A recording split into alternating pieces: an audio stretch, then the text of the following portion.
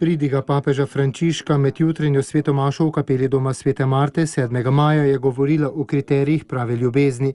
Jezus nam v evangeljskem odlomku pravi, naj ostanemo v njegovi ljubezni. Le ta, kot je zatrdil sveti oče, mora biti konkretna in mora komunicirati. To dvojno razsežnost ljubezni živijo tudi redovniki in redovnice v klauzuri. Non c'è amore senza comunicarsi, non c'è amore isolato. Ne obstaja ljubezen brez komuniciranja, ne obstaja osamljena ljubezen, je dejal papež Frančišek in nadaljeval. Prava ljubezen se ne more osamiti, če osamljena ni ljubezen.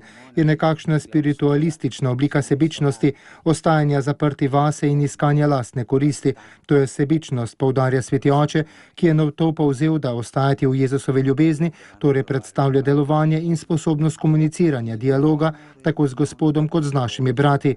To je tako preprosto, pa vendar ni lahko, kajti sebičnost in lastni interesi nas privlačijo in privlačijo nas zato, da ne bi delovali in da ne bi komunicirali.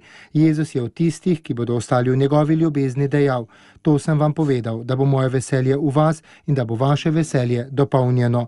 To pa je veselje, ki pogosto pride skupaj s križem, a tega veselja, ki ga svet ne more dati, kot je dejal tudi Jezus, nam ne bo mogel nihče odvzeti.